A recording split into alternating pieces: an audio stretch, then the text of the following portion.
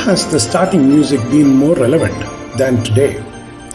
I'm not a fan of alternative history or what if history, where you imagine scenarios of what could have happened.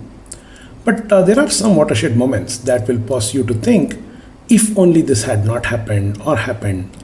And today we are going to see one such moment, one that will leave you thinking that if this could have altered the course of history of India.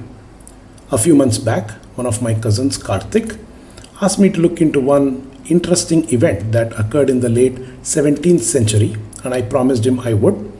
This episode is a dedication to him with a thank you for bringing my attention to this fantastic story. Welcome to Masala History by Siva. Today we are going to look at a sensational history of how a Mughal emperor almost threw the British out of India and made them launch the world's first global manhunt. And with that introduction, let's board our time machines. Our destination is set to 325 years back to this exact week, the precise date being September 7th, 1695, and our location is somewhere in the Arabian Sea near the Gulf of Aden between Yemen and the African Horn.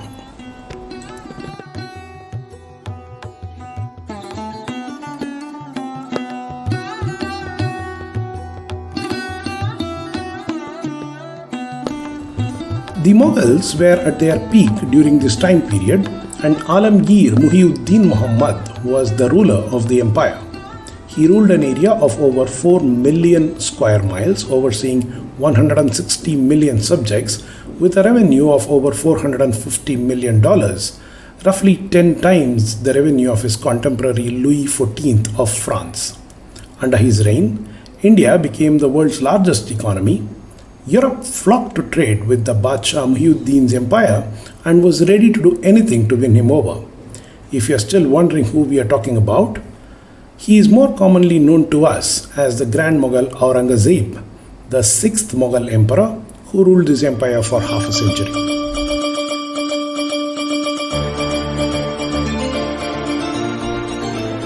During this time, piracy was also at its peak. The British pirates were operating largely in the Caribbean, intercepting trade lines and making a killing. There were two types of pirates: a privateer, who is more like a licensed private pirate, someone who will attack ships that belong to England's enemies and loot them, but will not touch any ship that belongs to England or its allies. The other is a regular pirate who had no such restrictions, but one who could be tried and executed by law.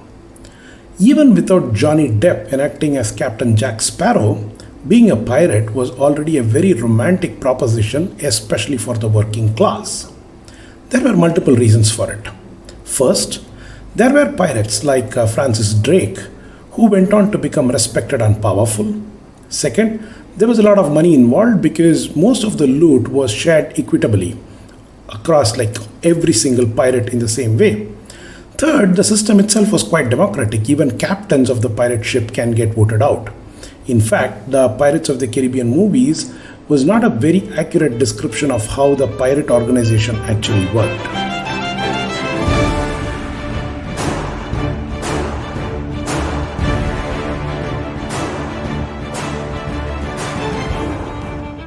Attracted by all of this, there was an Englishman, a former Royal Navy soldier named Henry Avery, who entered this profession. In 1694, he led a coup on the ship Charles II and became its captain.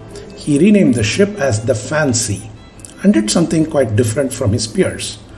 Instead of heading to Caribbean like what most pirates actually did, he decided to travel around Africa, Madagascar and intercept the trade lines in the Indian Ocean. In a few months, he was considered a notorious pirate of the Arabian Sea and Indian Ocean, and he had formed strong alliances with other pirates of this region.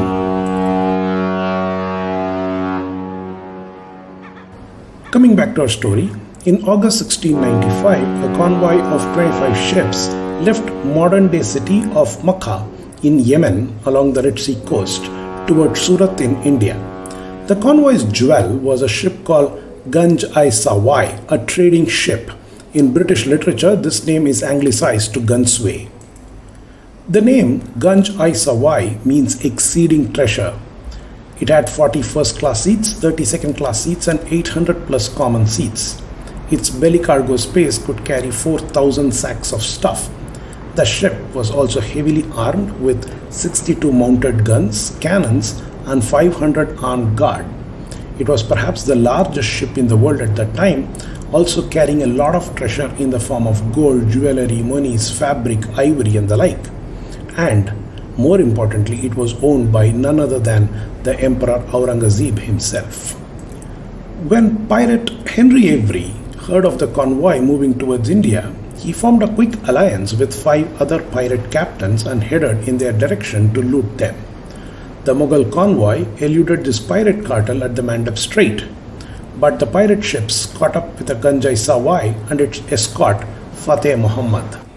Avery and his men first attacked Fateh Muhammad, which was not any match for the pirates' ammunition.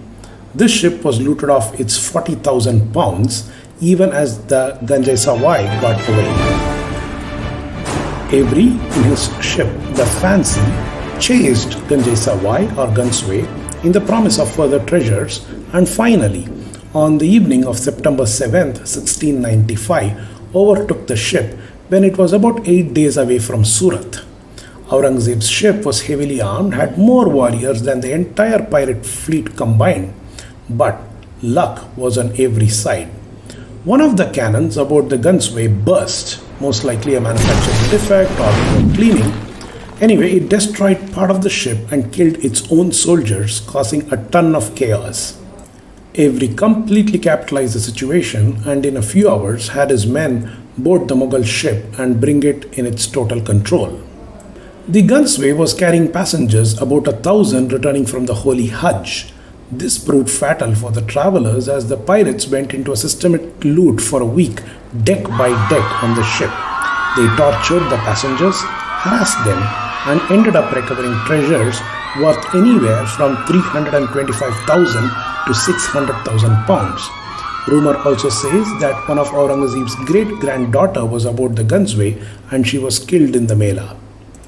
When Aurangzeb heard this news, he was enraged and felt that the pirates were working hand in glove with the East India Company.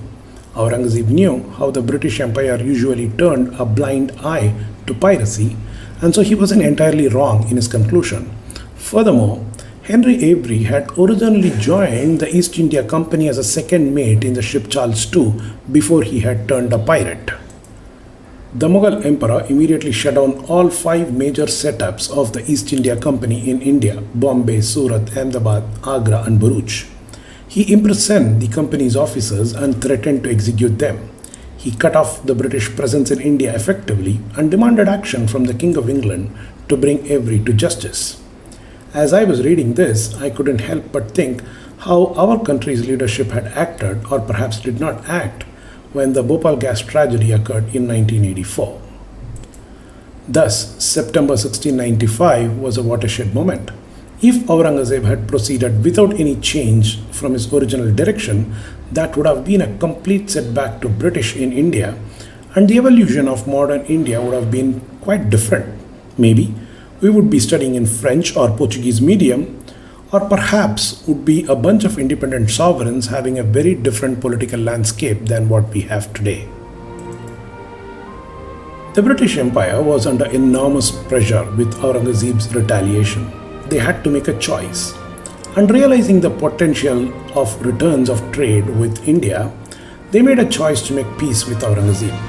First, East India Company filed an insurance claim of 350,000 pounds to repay the Mughal Emperor. Aurangzeb demanded twice the amount. Second, they launched a massive global manhunt for Avery, offering 1,000 pounds for his head, a huge sum in those days. You can see the bounty proclamation on the top left in the picture attached with this podcast.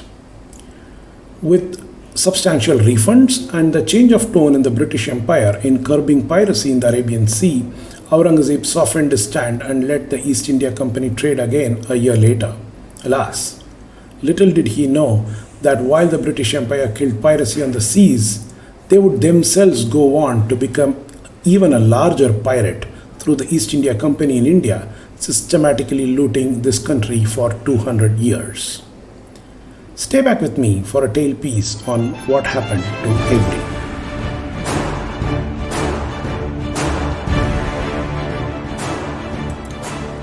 With the Gunsway loot, Avery became the richest pirate in the world. In mid-1696, the British government decided that Avery will not qualify for any sort of pardon, and if captured, his only punishment would be death. The manhunt for Avery was the first global manhunt ever. British outposts in Australia, Bahamas, Americas, and Ireland were all alerted. Avery had become a notorious hero. There were plays and biographies about him. While 7 of his crew members were captured in Americas and brought to trial, Avery himself was very lucky. Evidence shows that after the Gunsway loot, he left for the Bahamas, bribed a governor there, and sank his ship the Fancy. From there, however, his trail goes cold. He possibly went either to England or Ireland and lived out a quiet life. There is also a story that Avery ruled an utopian kingdom in a small part of Madagascar. In modern pop culture, pirate Captain Henry Avery has a presence in the Doctor Who series and even is there in a video game called Uncharted 4, The Thief's End. And that's all for today, folks. Thanks for listening. Please keep the comments, feedback, and requests coming. Stay safe, and we will talk soon. Bye-bye.